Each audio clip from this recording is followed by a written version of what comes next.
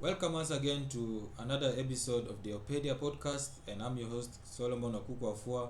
And of course, here in this podcast is basically about personal opinion on news stories that I've got my eye, and I wanted to share with you to be able to see how engaging it is, and it's something worth discussing because uh, we all have something to talk about and share our own opinions. Yes, most of you may have read op-eds in the newspapers, or on listening to it on radio or watching it on TV, and maybe you want to hear it from a different angle or from a different generation. And for me myself, being a millennial, I believe that is something that I want to be doing. It is basically touching the young lives, and be able to allow them also a chance to share their own viewpoints on what I have to share through this podcast. So that's the aim of the Opedia podcast. Of course, if you're wondering what the word Opedia means, is basically from the phrase oped. Now, oped stands for opinion, editorial, and then the IA, which is the suffix, is basically came from the word Wikipedia. And if you combine them together, it's basically a catalog of op-eds which I'll be posting through this podcast in whatever platform that you're watching or listening to. So that's the aim of it, and I hope that you have enjoyed the content so far through the previous episodes. For those who are regulars, thank you so much for being a part of this journey. I know you can't wait to hear what I have to share with you today. And for those who are listening or watching me for the first time, I hope this is worth your time, and I know that as soon as this episode is done, you'll be provided with the links through the description if you are watching it on YouTube. And for those who are new on the podcast platforms, I'm sure some of them who are already part of this podcast journey from the beginning will be able to share it with you and be able to learn one or two things, or even get to hear more of what it has been said in the previous episode. But other than that, thank you so much to everybody who is listening to me or watching me right now from wherever you are around the world, at whatever time zone. I hope this is not taken lightly, and I know that because of you that's why I'm doing what I love doing, and that is podcasting. And I know that as time progresses, it's going to grow and grow in masses and be able to be worth a discussion in years to come, and hope that it is something that will be recognized not just in Africa but around the world. And so not just only that, but also it may have touched lives or may have changed perspectives on how people see things or see people, and I hope that this podcast will do it justice. So thank you so much for joining in. And today's topic, you remember in the previous episode I titled it the Run This Town Billionaires, where I was talking about Jay-Z, Kanye West, and Rihanna all being billionaires. And today is going to be the final part of the series, which is of course all about billionaires and wealth. And today is going to be another triple threat, and I titled this episode the Billionaire Hollywood Directors. The Billionaire Hollywood Directors. And you can also put a colon where you can call it triple threat. Now, if you're wondering who are these people that I'm talking about, now according to the Forbes list, when you go to Forbes.com, there are 3 Hollywood directors who are now billionaires, so to speak, and that is George Lucas, and another one is Steven Spielberg, and just recently it is Peter Jackson. Now, for those of you who are wondering what are they known for, if you look at George Lucas is known for for creating Star Wars, which is now been there for over 45 years, and it has really become one of the greatest franchises in Hollywood history. And if you look at Steven Spielberg, is known for making a number of movies, and even some of them being franchises which is being talked about from generation to generation. Then if you have Peter Jackson is known for the Lord of the Rings, and just recently he became a billionaire after selling a chunk of his assets to Unity Software, which is a software for video games. So just a brief background on what they are known for. And before I go any further, I'll be telling you how these 3 reached in those ranks, because maybe for those of you who want to be in the creative industry and are wondering, will that be possible, especially for those who are from Africa? I mean, anything is possible. If you remember the previous episode, the three musicians who are now billionaires and having their own empires to run, if they can do it, then why not you? And I hope that through this episode that I'm going to be talking about and sharing it with you, I've somehow given you a light bulb moment, and something will come out of you and be able to start from somewhere. Maybe you love watching movies, or you love watching how directors do their thing, then that is something that is worth sparking the interest in you doing movies. It may be an independent movie whereby not many people are well known, but within the circle of friends that you have, maybe that's enough for you to start from somewhere. And it's not just about film, it could be also about TV series, it could be also about music, it could also be about even theater, doing it in as theater plays. It could also be about podcasting, like the way I'm doing. I mean, anything like that, so long as you started from somewhere and you have been inspired by another, then you're on your way to being a billionaire. So that is something that I wanted to inspire just before I go any further. And just before I dig deeper, of course, as a disclaimer, I'll be sharing all this information from Forbes, and I hope that even as we go along this episode, that is something worth inspiring, something worth informing, and at the same time it will challenge you in one way or another to really come out of your comfort zone and launch yourself into the deep. So never be worried. Why? Because the Lord is there with you, and I know that He's going to give you the grace and the strength and the people and resources to be able to do something that will help you move along. And that's why you have to be who you have to be, and be yourself. Don't be swayed by the things of the world, that I don't have this, I don't have that, that's why I cannot move forward. Don't be moved by that. Start little, because if you want to go global, you have to start local. So start in your own little way, and I hope that as you start along with that little, maybe God will bless you with abundance of resources, and even do better and improve yourself, and you see yourself moving forward. So never be discouraged, just move along and you see yourself going far. So of course, the first person I'm talking about is George Lucas. And George Lucas, as we speak right now, according to the real-time rankings on Forbes.com, is now worth $6.5 billion. So, as like I said not long ago, he's known for Star Wars film franchise, which has been there for more than 40 years, and people have been talking about it from generation, and I'm sure it has blessed the masses, and it has made billions of dollars in revenue or sales, and even has its own memorabilia, and also it has its own shops from all over the world.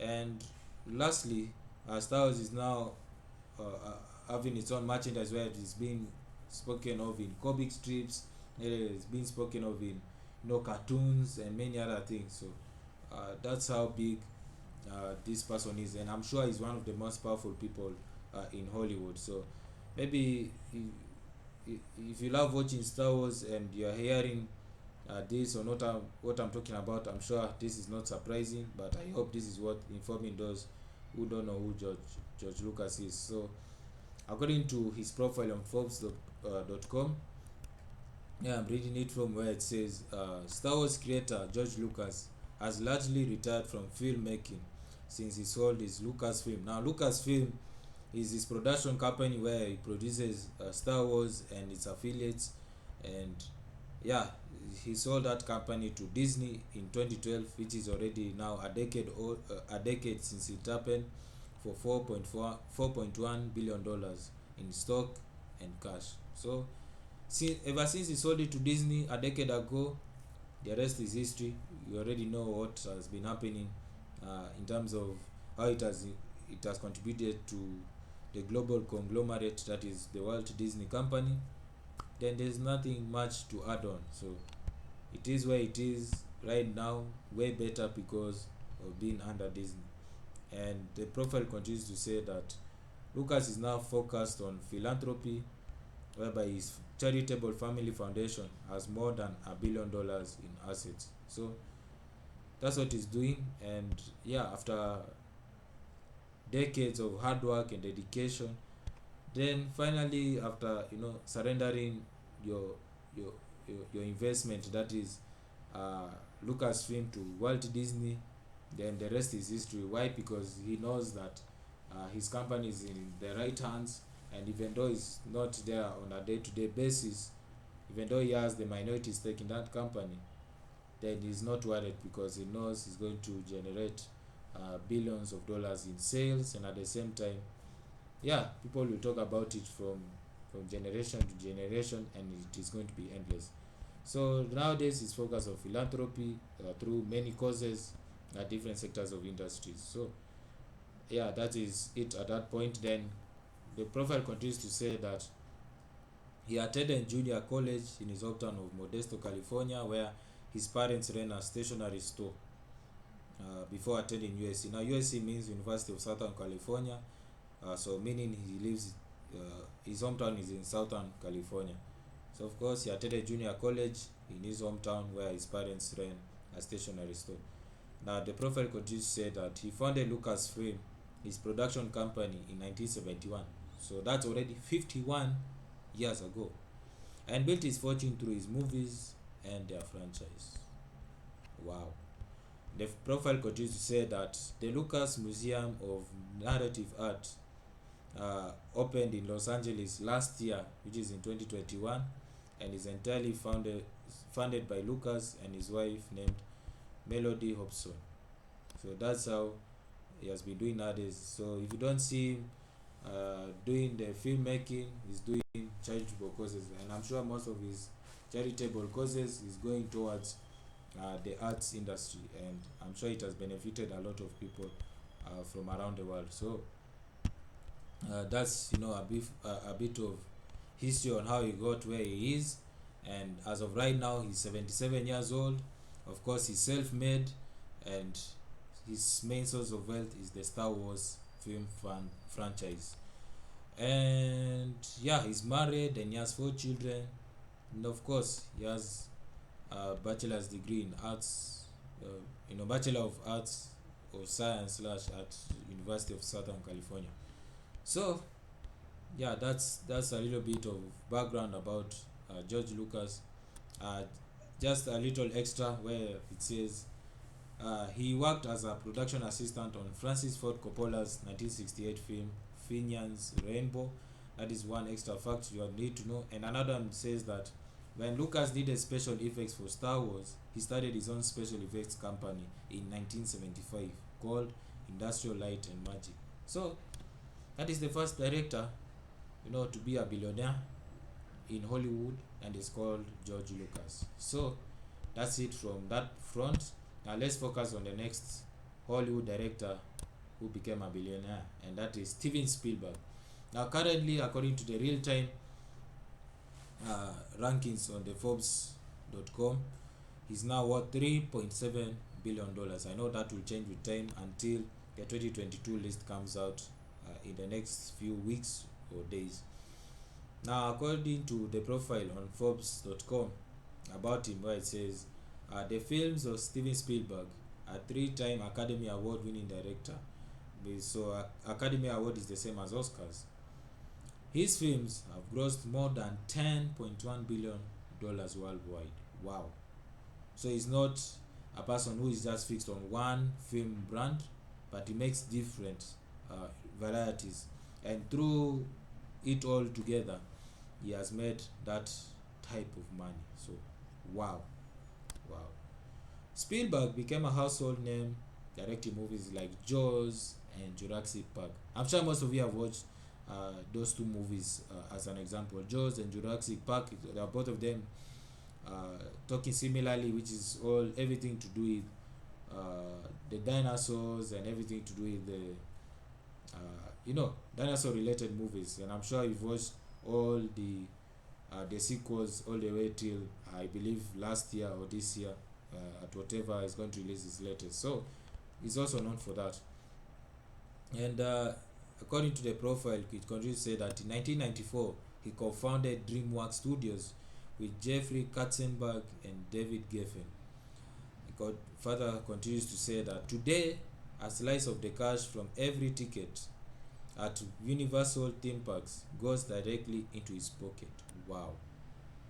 So that is something what inspired. So if you work hard on your movies and this is where it is ending up, then just know it is going into your pocket. Once again, I'm repeating that statement where it says today, like right now, it says a slice of the cash, a slice meaning a portion of it, from every ticket at Universal theme parks goes directly into his pockets. So meaning money is talking for him. You're supposed to be having money talk to you and not you working so much for the money. So that's how it goes, and all that is thanks to blockbuster hits like Indiana Jones. Now, for as many of you who have been watching Indiana Jones from beginning to the end, you all know it's all about adventure. It's all about going back in history to be able to see what's the missing link and this and that, to be able to solve the crimes. And that's how people like Steven Spielberg, who are behind such film franchises, are able to have people talking for generation to generation. And that's why he made it where he is right now. And of course, another statement says his next turn in the director's chair will be to helm a remake of classic West Side Story. I believe that movie is out, if I'm not wrong. West Side Story, which is of course action movie mixed with thriller and adventure all together. So go ahead and watch it from whatever streaming platform you love watching, or if you love downloading it, you know where to do so. Or if you are used to the traditional way, which is either CDs or DVDs, you can also do so. That is something what watching, and it's one of the best so far, depending on your criteria. But in my opinion, I believe it's one of the best yet. And I know any movie coming from Steven Spielberg, no matter which genre of movie that he makes, it is something worth billions of dollars in cash, and also something worth discussing with your loved ones in terms of doing the movie reviews. So that's it from that front in terms of the description of his profile. And he's currently 75 years old. Yeah, of course, he's also self-made, and most of his wealth comes from movies that he makes. Yeah, he's married. He has 7 children, and he has a Bachelor of Arts/Science from University of from the Long Beach State University, in my belief. So he's also a Californian, just like George Lucas. A little more of extra facts. One of them being that after failing to get into USC Film School, Spielberg got his start as an unpaid intern in the editorial department at Universal. And another extra fact says that Spielberg did not take a salary for his Oscar-winning Schindler's List in 1993. I don't know how many of you have watched Schindler's List. Can you imagine? He never took any part of that salary, even though he was paid to make that movie. I mean, wow. How many of you can do that? Not take a salary of whatever amount, even though you've made a hit movie like that one. How many can do that? I mean, be my guest and be able to comment them through the different platforms. But yeah, that's it on the front. Speaking of Steven Spielberg, and the last but not least is the recent billionaire who just joined, and that is Peter Jackson, who most of them say is from New Zealand. And I'll be going through also his profile according to Forbes magazine, and this is in recent weeks, whereby especially as of late last year, where I'm reading an article on Forbes where it says Bilbo bags $1 billion. Lord of the Rings director Peter Jackson is officially a billionaire.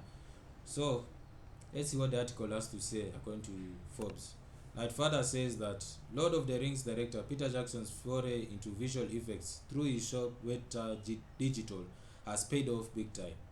The New Zealand-based firm, which he co-founded to provide effects for the movie Heavenly Creatures in 1994, grew into a Hollywood powerhouse, providing computer-generated imagery for everything from Wolverine, it was released 2013, to the remake of Lady and the Tramp, which was in 2019. So that's a little bit of background from that point. And I think just to continue further on how this man made money, I think that already has given you an idea of how he reached at that point. So this is a man who normally produces visual effects through his company, and moreover, when the movies are released, then you all know that it's going to hit, and that's how he's able to generate millions and billions of dollars in cash, in sales, and that's how slowly he's able to climb up the ladder, be able to reach the status as a billionaire. So